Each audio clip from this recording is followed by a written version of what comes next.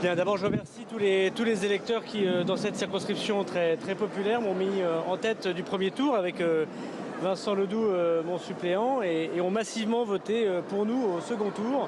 C'est une reconnaissance du travail, je crois, que nous menons ici, dans un contexte politique que l'on voit très agité et très difficile.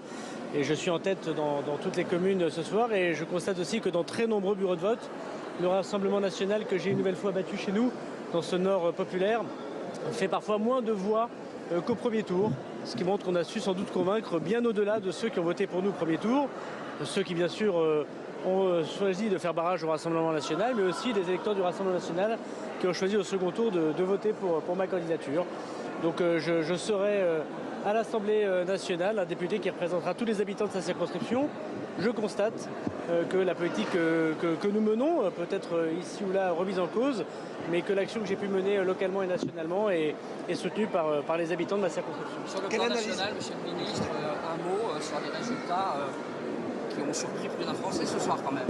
Alors je n'ai pas encore tous les résultats évidemment nationaux, puisque je constate qu'il y a encore beaucoup de dépouillements, et notamment en Ile-de-France, on commence simplement ce dépouillement, donc je ne me prononcerai pas. Je constaterai qu'aujourd'hui personne ne peut dire qu'il a remporté ces élections législatives, et surtout pas M. Mélenchon qui fait preuve de beaucoup de prétentions voilà quelques instants à la télévision.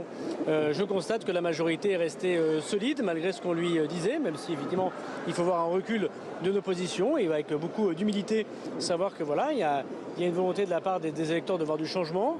Je constate que la droite républicaine reste très forte. Et moi je constate, c'est ce que je porte en tant qu'homme de droite républicaine et populaire qui soutient le président, qu'il faut peut-être s'ouvrir à cette droite républicaine un peu plus qu'on ne l'a fait auparavant, et trouver cette alliance politique sans doute demain. Vous êtes ministre de l'Intérieur pendant les JO, ça va commencer, vous pouvez l'être encore pendant un mois si je ne m'abuse, en étant élu député ce soir. Alors il se passe quoi là pour les JO cet été, vous faites quoi le président de la République aura l'occasion de pouvoir se prononcer, et je serai comme d'habitude loyal aux institutions et au président de la République.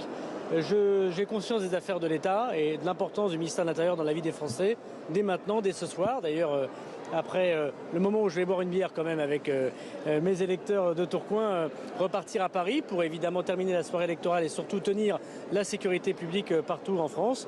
Et je serai à la hauteur de ma tâche si on me demande de poursuivre dans le cadre du gouvernement actuel. Je laisse au président de la République le soin de se prononcer quand il le voudra. Quelle place vous voulez occuper à l'Assemblée? Est-ce que vous voulez diriger le groupe Renaissance? Quelle place vous voulez occuper dans cette prochaine Assemblée? Je pense qu'il est beaucoup trop tôt pour se prononcer. Je ne connais pas encore ce qui arrive à mes camarades. Et donc je pense qu'un petit peu de décence est sans doute une question auquel on pourra apporter une réponse à partir de demain.